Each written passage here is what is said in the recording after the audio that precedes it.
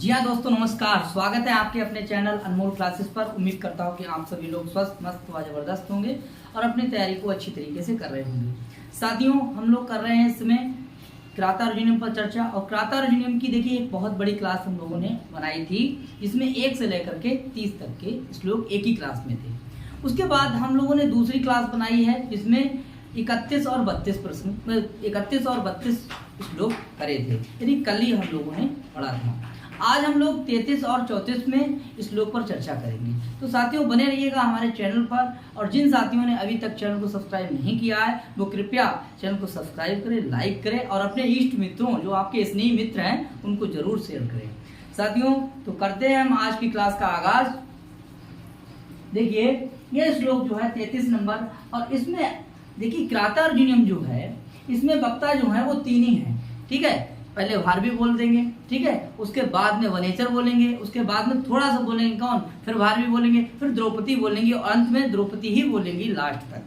अब ये किस छंद में है, इसकी चर्चा भी मैंने कल करी थी कि 1 से लेकर के श्लोक 1 से लेकर के 44 तक वंशज छंद में है, जिसमें 12 वर्ण होते हैं। जतौ सुवंशस्त मुदीयतम जरौ। ठीक है, तो जतौ और जरौ बराबर क्या हो जाता है, ये हो जाता है आपका जतौ जरौ बराबर वंशस्थ, यानी कि जगण, तगण, जगण, रगण, इस तरीके से कितने हो जाते हैं, 12 वर्ण हो जाते हैं। ठीक है, उसके बाद पुष्पिताग्रा 45 नंबर में है और श्लोक नंबर आपका 46 है, जिसमें मालिनी छंद है। तो इस तरीके से ये 3 छंदों वाला आपके सामने क्राता अर्जुनियम है, जो प्रथम सर्ग है, भारवी की रचना है, जिसे ये देखिए ये महाभारत के वन पर्व से लिया गया है। ठीक है, तो इसका अगर वक्ता पूछा जाता, पहली प्रश्न जो है ना, कि पहली बात है कि इसका वक्ता ही पूछेगा आपसे कि इस श्लोक का वक्ता कौन है, तो आप बताएंगे वक्ता बराबर द्रौपदी। साथियों, वक्ता बराबर कौन है, द्रौपदी। और द्रौपदी महाराज युधिष्ठिर से जो कुछ कहती है, बस युधिष्ठिर जो ना घुट घुट सुनते रहते हैं, लेकिन बोलते कुछ नहीं है। ठीक है, और ये बात है ना कि आपकी पत्नी अगर कुछ कहे भी ना, तो आप साथियों बस चुप रहो, इसे ही भलाई है। और अगर आपने बोल दिया ना, तो लड़ाई और लंबी हो जाएगी। ठीक है, और फिलहाल मुझे ज्यादा तो मालूम नहीं, क्योंकि मेरी शादी को नहीं। आगे तो जैसा लिखा पड़ा है वही देख रहे हैं। आगे देखिए, तो ये किस छंद में है, अब छंद आएगा, छंद बराबर क्या हो जाएगा, छंद बराबर हो जाएगा वंशज। और वंशज में होते कितने हुए, 12 वर्ण। 5 चौक कितने हो जाएंगे, 12 गुणा 4 बराबर कितने हो जाएंगे, 48। क्लियर। आगे देखिए, जतौ, जतौ और तो करते हैं शुरू। ठीक है, बोलो। अवंद कोपस्य विहंतुरापदाम्, बोलिए। अवंद कोपस्य विहंतुरापदाम्, भवन्ति वस्या स्वयमेव देहिना, भवन्ति वस्या स्वयमेव देहिना, अमर्ष सूनेन जनस्य जन्तुना, न जात हार्दे न विदुषादरा, न जात हार्दे न विदुषादरा, अवंद कोपस्य विहंतुरापदाम्, भवन्ति वस्या स्वयमेव देहिना, अमर्ष शून्येन जनस्य जन्तुना, न जात हार्दे न विदुषादरा। ये कह रही है कौन, द्रौपदी कह रही है। क्या कह रही है द्रौपदी, महाराज युधिष्ठिर से बोले अवंद कोपस, अवंद अवंद कोपस, इसका मतलब है सफल क्रोध, सफल क्रोध, सफल क्रोध वाले लोग, सफल क्रोध वाले, सफल क्रोध वाले लोग जो होते हैं, ठीक है, सफल क्रोध वाले। ठीक, आगे कह रहे हैं, बोले आपदाम, देखिए यहां पर आ जाएगा विहंतुम, विहंतु, और आ जाएगा आपदाम, आपदाम यानी आपत्ति, आपत्ति यानी कि विपत्ति। आपत्ति माने आपत्ति या विपत्ति को, आपत्ति या विपत्ति को बोले विहंतुम माने क्या कर देते हैं, नष्ट कर देते हैं। जो लोग सफल क्रोध वाले होते हैं महाराज युधिष्ठिर, जो लोग सफल क्रोध वाले होते हैं वो क्या कर देते हैं, विहंतुम माने नष्ट कर देते हैं, आपदा माने आपत्ति। जो लोग सफल क्रोध वाले होते हैं वो लोग आपत्ति को भी क्या कर देते हैं, नष्ट कर देते हैं। ठीक है, व्यंतुम का मतलब होता है नष्ट कर देते हैं, आपदा माने आपत्ति को। जो कैसे लोग होते हैं, सबल क्रोध वाले लोग जो होते हैं वो आपत्ति को भी नष्ट कर देते हैं। और वेगना, वेगना माने क्या होता है, सभी प्राणी, सभी प्राणी, सभी प्राणी बोले स्वयं माने अपने आप ही, यदि सभी प्राणी अपने आप ही बोले क्या हो जाते हैं, भवन्ति वस्या, उसके अधीन हो जाते हैं। किसके, जो लोग सफल क्रोध वाले होते हैं, ठीक है, वे विहंतुम आपदाम, आपत्तियों को भी क्या कर देते हैं, नष्ट कर देते हैं। और सारी दुनिया यानी सभी प्राणी स्वयं माने अपने आप ही बोले वस्या भवन्ति, अधीन हो जाते हैं, अधीन हो जाते हैं। राइट, अब क्या कह रही हैं, और बोली 2 लाइनें क्लियर हो गई होंगी। जब सफल क्रोध वाले लोग तो ऐसा कर देते हैं, और बोले अमर्ष शून्य, इसका मतलब हो जाता है क्या, अमर्ष शून्य। अमर्ष जो लोग शून्य अर्थात जो क्रोध रहित होते हैं, क्रोध रहित, ऊपर क्रोध सहित बोला था, यदि सफल क्रोध वाले, अब क्रोध रहित, जिनको कभी गुस्सा आता ही नहीं, उसकी श्रेणी में तुम, ठीक है। अवंत को पस वाले, जैसे आप देखिए ये भीम के लिए ऊपर वाली लाइन समझ लीजिए आप। सफल क्रोध वाले लोग विपत्तियों को भी क्या कर देते हैं, नष्ट कर देते हैं, सारी दुनिया उनका ही गुणगान करने लगती है।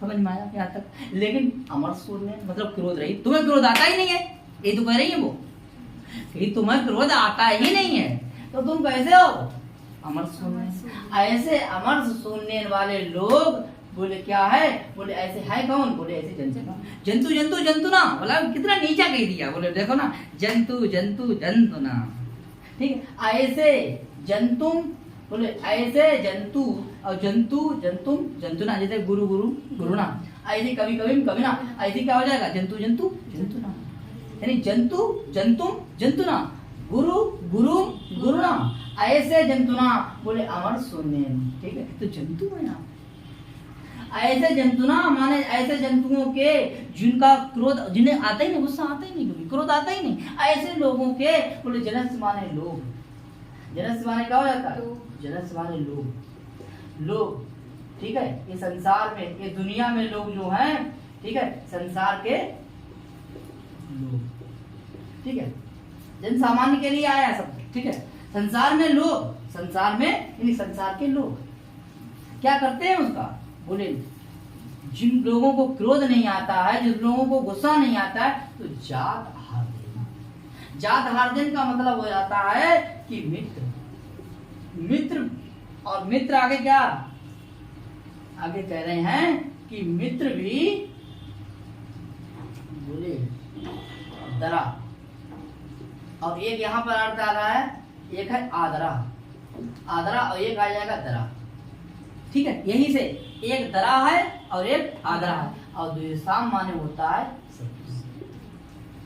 देखिए जो लोग सफल क्रोध वाले होते हैं उनसे तो सब डरते ही हैं और सारी दुनिया उनके पीछे चलने लगती है, लेकिन जो लोग असफल क्रोध वाले होते हैं, जिन्हें गुस्सा आता ही नहीं है, बोले ऐसे जंतु लोगों से इस दुनिया में बोले मित्र भी उनका क्या नहीं करते हैं, आदर भी नहीं करते हैं। यानी कि ऐसे लोगों का, जो लोग सफल, जो लोग क्रोध रहित हैं, उनका मित्र भी आदर नहीं करते हैं। समझ में आया, यानी मित्र भी उन्हें आदर सम्मान से नहीं देखते हैं। किनको, जो अमर शून्य, बोला करो मास्टर ऐसे बन जाओ, ठीक है, मास्टर बनेंगे तो आपको पढ़ाना पड़ेगा, ना जब बोलना मिले तो क्या मास्टर ऐसा होता है कि ठीक बोलने आगे। तो अमर शून्य का मतलब होता है कि जो क्रोध से रहित है, ऐसे क्रोध से रहित वाले बोले ऐसे जंतु का बोले मित्र बनने पर भी मित्र आदर नहीं करते हैं, मित्र का नहीं करते हैं, सम्मान की दृष्टि से नहीं देखते। और जो शत्रु है, विदुषाम माने शत्रु, बोले शत्रु ना डरा, और डरा माने क्या होता है, भय, ठीक है, यानी डरना, डरा माने क्या है, क्या नहीं, डरना, अतः दौड़ाना। और ऐसे जो क्रोध रहित व्यक्ति होते हैं, ऐसे जंतुना क्रोध रहित होते हैं, उनसे ना तो मित्र आदर करते हैं और ना विदुषाम डरा, न दुश्मन डरता है। महाराज युधिष्ठिर समझ लीजिए, कौन करिए ऐसी बहू है भाई साहब, जिंदगी समझ जाए। देखो क्या समझाया रही है, ठीक है। इसीलिए कहते हैं भैया कि पढ़ो लिखो, ठीक है। महिलाओं को पढ़ना बहुत जरूरी है। जिस समाज में महिलाएं आगे बढ़ी है ना, वही समाज आगे बढ़ा है। अम्बेडकर ने भी कहा है ये बात, ठीक है। आगे समझ रहे बात? तो भैया पढ़िए आप, द्रौपदी तो सीखो, द्रौपदी सीखो। देखो द्रौपदी क्या कह रही है, बोले बोले देखिए अमर शून्य, ठीक है। जो लोग क्रोध रहित होते हैं ऐसे लोगों से, बोले ऐसे लोगों के जो मित्र होते हैं वो आदर नहीं करते हैं और शत्रु उनसे डरते नहीं हैं। तो तुमसे कोई डरता कहाँ है? तुम्हारे गुस्से ना आए हो तो कौन भीम, देखिए भीम होते जो लिखने की कोई जरूरत ना आई थी, फिर वही सब खत्म। क्योंकि गुस्सा आती है किसके लिए? भीम के लिए। भाई साहब समझ में आया? ठीक, आगे देखते हैं। तो अब देखिए इसकी व्याकरण टिप्पणियां देखेंगे।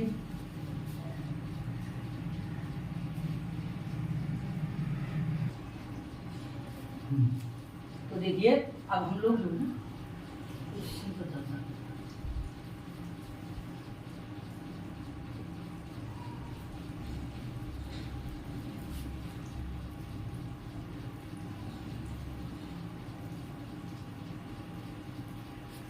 देखिए साथियों, ये देखिए मोस्ट इंपॉर्टेंट, इसमें बहुब्रीहि समास है, नोट कर लीजिए, बहुब्रीहि समास।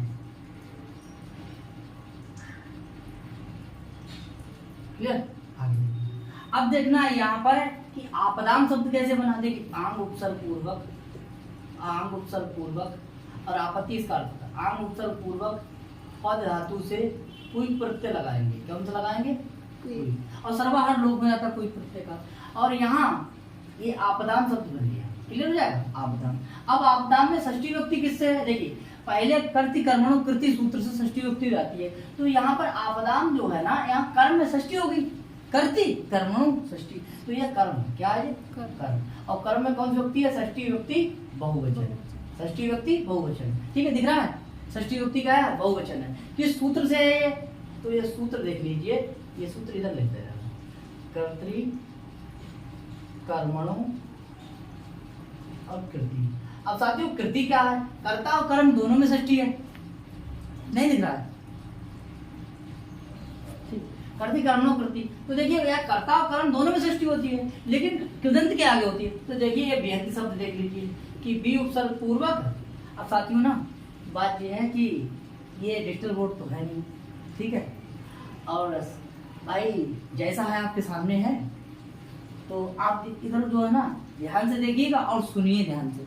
तो बी उपसर्ग पूर्वक हन धातु से और त्रिच प्रत्यय लगाएंगे। और साथियों ये त्रिच प्रत्यय जो है ये किस अर्थ में है? तो त्रिच प्रत्यय कर्ता अर्थ में। किस अर्थ में? कर्ता अर्थ में। ये त्रिच प्रत्यय का कहाँ का है? ये कृदंत है, इसका मतलब कृति है, और कृति का मतलब क्या हो जाता है? कृदंत। अब समझ रहे होंगे आप बात हमारी। देखिए पहले कर्ता हो और कर्म हो और आगे क्या हो? कृदंत हो, या कृदंत का मतलब कृति, कर्ति कर्मणो कृति, कृति का मतलब कृदंत। तो पहले कर्ता है या कर्म है? तो यहाँ पर कर्म है और आगे क्या है? विहंतु क्या है? कृदंत है। इसीलिए यहाँ आपदाम में आपकी षष्ठी विभक्ति हो गई है। अब आप समझ गए होंगे, यहाँ से प्रश्न बनने वाले आपको मिल जाएंगे। आगे देखिए भवंती जो क्रिया है, ठीक है, भवती भवता भवंती बहुवचन है, तो एक वचन है बहुवचन है। तो देखिए यहाँ भवंती देखिए बहुवचन है, यानी प्रथमा विभक्ति बहुवचन है। वस्या में आपका कौन सा प्रत्यय? यत् प्रत्यय। कौन सा प्रत्यय? अधिक सूत्र आता नहीं है इसलिए मैंने सूत्र लिखे नहीं, ठीक है। आगे देखेंगे। और देहिना जो है ये प्रथमा व्यक्ति बहुवचन का रूप है, और इसमें कौन सा प्रत्यय? इनी प्रत्यय। देह धातु से, देह धातु से इनी प्रत्यय, ठीक है, इसे नोट कर लेंगे, देह धातु से इनी प्रत्यय। आगे देखेंगे, इसके आगे आ जाता है कि इनी प्रत्यय लग जाएगा।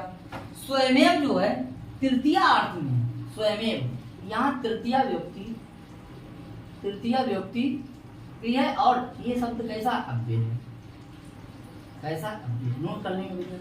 यहाँ देखिए, यहाँ देखिए ये जो लिखा हुआ है यहाँ, जी एक आदरा लिख रहेगा और एक दरा लिख रहेगा, इसीलिए आदरा और दरा लिख रहा, तो यहाँ आपका श्लेष अलंकार हो जाएगा, श्लेष अलंकार,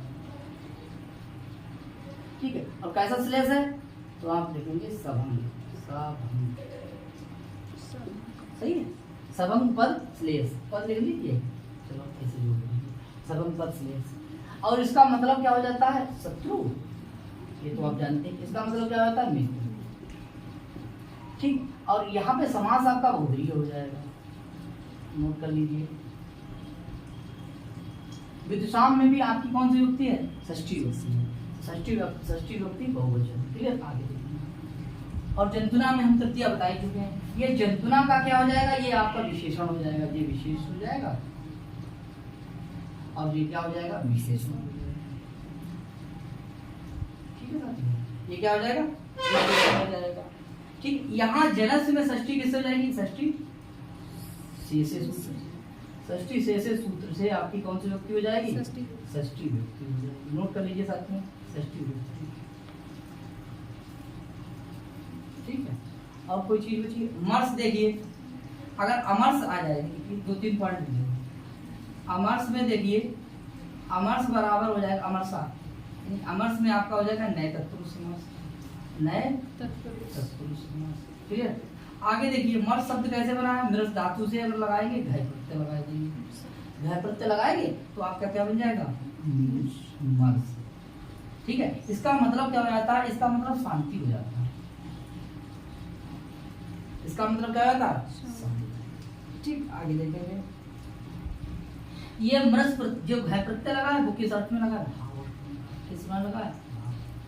अब साथियों, और यहाँ देखिए, जो जंतुना है, यहाँ पर ये जंतुना या तृतीया व्यक्ति पूछी जाएगी तो हेतु सूत्र से। ठीक है, अब देखिए यहाँ पर आपका देखिए यद प्रत्यय लगा है।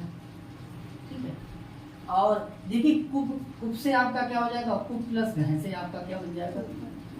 पोपा बन जाएगा। ठीक है, और केवल तो ठीक है साथियों। फिर और ये देख लीजिए, वी ना ता, वी ना ता और ठीक है, वी ना ता जा, ये इस तरीके से यहाँ पर अनुप्रास अलंकार भी हो जाएगा।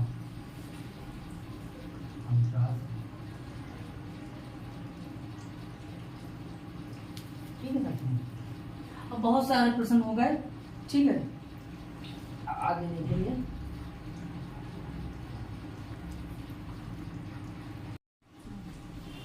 तो 33 नंबर पड़ गया था, अब 34 नंबर।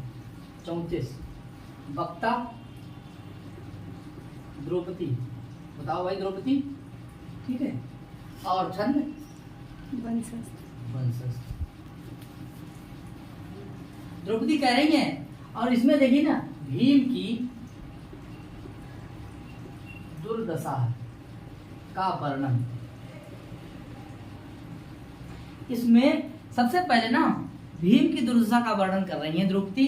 ठीक है, तो देखिए प्रसंग लिखा भी है कि जंगल में दर-दर की ठोकरें खाते हुए आपके भाई किस दुर्दशा को प्राप्त हो गए हैं।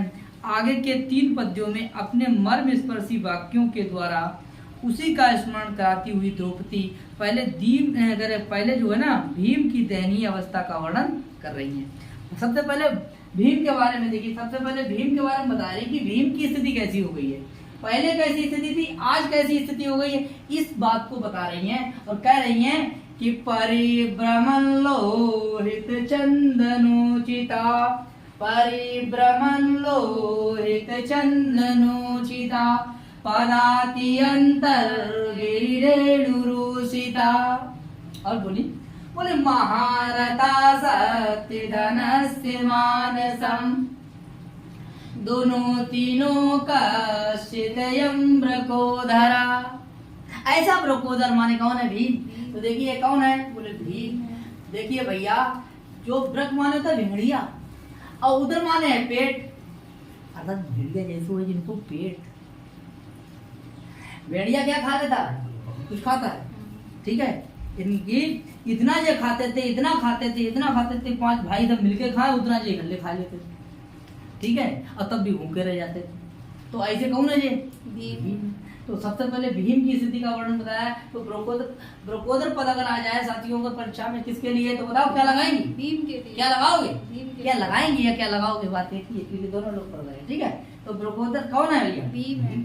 अयम द्रुकोदरा, ये द्रुकोदर, देखिए अयम का हो जाएगा इसका, ठीक है, ये द्रुकोदर, ठीक है, ये द्रुकोदर यानी संकेतवाचक विशेषण हो जाएगा, अयम पद है, ठीक है। आगे देखिए, सर्वनाम भी है लेकिन यहाँ सर्वनाम विशेषण भी हो जाता है। आगे देखिए, तो बोले ये जो है कैसे है, ये द्रुकोदर, इनको क्या करके देखिए, अब इनकी स्थिति बताएंगे कि बोले क्या करते थे ये पहले, बोले लोहित चंदनोचिता, चंदन प्लस उचिता, यानी कह रहे हैं कि लोहित चंदन उचिता, जो किसी जमाने में भीम लाल चंदन का लेप लगाता था, लाल चंदन का लेप लगा करके, और बोले परिभ्रमण माने क्या करता था, घूमता रहता था, परिभ्रमण माने घूमता रहता था।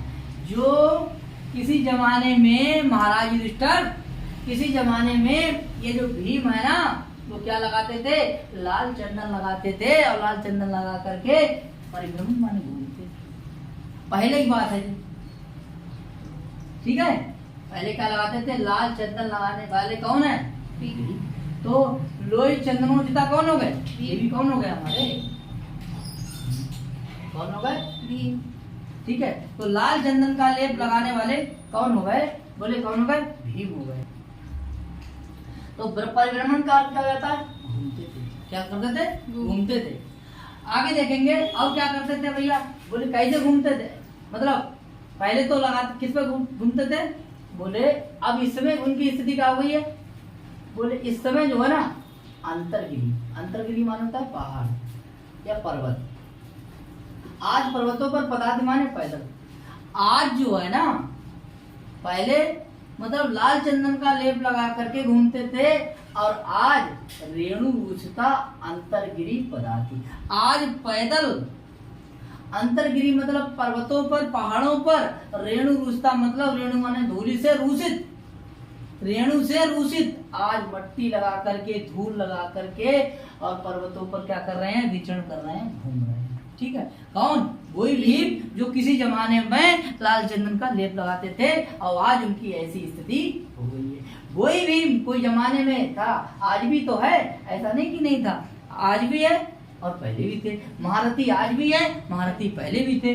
महारथी का मतलब है जो 10,000 योद्धाओं को के साथ एक अकेला लड़ ले, अकेला लड़ने वाला कौन हो जाएगा, महारथी है। ऐसे महारथी बोले कौन है, बोले भीम है, कौन है, भीम, ठीक है। ऐसे महारथी भीम जो है, बोले लोहित चंदनोचिता कौन, भीम है, महारथी कौन है, भीम है, और बोले रेणु रुचता, आज जो रेणु रुचता अंतरगिरी पदार्थी, आज जो कैसी स्थिति आ गई उनकी कि आज मतलब पहाड़ों पर पैदल चल रहे हैं। कोई जमाने पर क्या होता था कि वो रथ पर चलते थे, लाल चंदन लगाते थे, ठीक। आज स्थिति कैसी आ गई, कोई आदमी हेलीकॉप्टर चलने वाला साइकिल चलने लगे, पैदल चलने लगे, तो आज की स्थिति कैसी हो गई, पैदल चलने वाले। और सत्य को ही धन मानने वाले आप, ये कौन हो गए, युधिष्ठिर। आपके लिए तो क्या है, सब कुछ क्या है, सत्यवादी हैं आप। कौन है आप, सत्यवादी। तो सत्यवादी कौन है आप, युधिष्ठिर। तो सत्य धन को मानने वाले कौन है आप बराबर कौन हो गए, युधिष्ठिर। आपको तो सत्य सत्य दिखाई दे रहा है, ठीक है। आगे देखते हैं और कह रही हैं, बोले दुनोति नो कश्चित मानसम, दुनोति नो कश्चित हेम द्रुकोदरा। ये सब आपको देखते हुए, इन सब बातों को देखते हुए, बोले आपके मन को व्यथित नहीं होता है, अर्थात आप दुखी नहीं होते हैं। ये सब बातें जब आप सुनते हैं, देखते हैं, समझते हैं, तो आपको क्या नहीं लगता है, अर्थात दुखी नहीं होते हैं आप, ठीक है। आप इन बातों को देखते हैं तो आपको दुख नहीं होता है, ठीक है, अर्थात आपके मन को क्या नहीं होता है, व्यथित नहीं होता है, अर्थात आप दुखी नहीं होते हैं। ये बात कौन कह रही है, द्रौपदी कह रही है। किससे कह रही है, युधिष्ठिर से कह रही है। युधिष्ठिर क्या कह रहे हैं, युधिष्ठिर कुछ नहीं कह रहे, युधिष्ठिर शांत है, युधिष्ठिर कहते हैं शांत है। तो ये था आपका अर्थ। अब साथियों इसकी होगी व्याकरण टिप्पणी, ठीक है, इसकी व्याकरण टिप्पणी देख ले रहे हैं। देखिए अब देखिए लोहित में देखिए यहाँ पर इतच प्रत्यय है, क्या है, इतच। कौन सा प्रत्यय है, इतच प्रत्यय, यानी कि रूह धातु, इतच कौन सा, लोहित। लोहित में कौन सा प्रत्यय है, इतच प्रत्यय। परिभ्रमण, ये देखिए ला दिखाई दे रहा है, यहाँ पर परिभ्रमण होगा, परिभ्रमण, परिभ्रमण। ये यहाँ पर सत्री पद है, सत्री और पुल्लिंग है, ठीक है। सत्री प्रत्यय और कैसा है, पुल्लिंग। परिभ्रमण में क्या हो जाएगा। और देखिए ना के बाद में ला आ रहा है तो यहाँ पर देखिए लत्व संधि हो जाएगी। कौन संधि हो जाएगी? लत्व संधि। लत्व संधि का सूत्र क्या हो जाएगा? तोड़ली। इसे परसवर्ण संधि भी कहते हैं। क्या कहते हैं? परसवर्ण संधि। परसवर्ण संधि भी कहते हैं। हाँ अरे ठीक है, लोही। आगे देखेंगे, उसके बाद है पदाति। देखिए पद, अत, इण। देखिए इण कहाँ यहाँ पर करते हैं और अत नहीं, अति नहीं, अत है। और अत आपकी कौन सी धातु है? धातु वचन होंगे, ये ऊपर मान लीजिए। अंतर्गीणी जो है यहाँ पर आपका द्विवचन समास हो जाएगा। क्लियर? आगे रेणु रूसता, यहाँ देखिए रूस धातु हो जाएगी और इससे कत प्रत्यय लग जाएगा। ठीक है। और रेणु रूसता में अगर समास पूछा जाए तो आप इसे लगाएंगे रेणु से रूसे, तृतीया सत्पुरुष समास हो जाएगा। और ये पद कैसे हो जाएगा? ठीक है, क्लियर हो जाएगा। इतना हो गया रेणु से रूसे। मानसम में आपका क्या हो जाएगा? अण प्रत्यय हो जाएगा। ये आपकी दोनों ही रट लकार तब पुरुष एक बजे। क्लियर? आगे देखेंगे और ये देख लीजिए कि आपका ये समास कौन सा हो जाएगा? तो बहुब्रीहि समास हो जाएगा। लोही चंद्रोचिता वह बहुब्रीहि समास हो जाएगा। और यहाँ अर्थों सत्य धनस्य में आपका समास कौन सा हो जाएगा? बहुब्रीहि समास। ठीक है। महारथा में कौन समास हो जाएगा? बहुब्रीहि समास। ठीक है साथी, चलो देख रहे हैं और आउटपुट पता लग गया। ठीक है। अगर चंदनोचितम आ जाए, चंदनोचितम अगर इतना आ जाए, लोही चंदन तक आ जाए, यहाँ तक आ जाए तो आपका कर्मधारय समास हो जाएगा। ठीक है। और अगर पूरा यहाँ से यहाँ तक आ जाए, लोही चंदनोचिता, तो आपको बहुब्रीहि समास हो जाएगा। ठीक है। परिभ्रमण हो गया, पदाति हो गया, रेणु रूसता हो गया। एक मिनट और। ठीक है।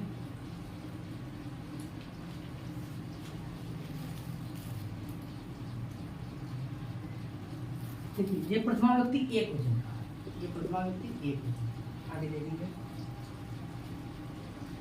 और देखिए प्रबोधन पद यहाँ बन गया था, इसमें बहुब्रीहि समास। कौन समास है?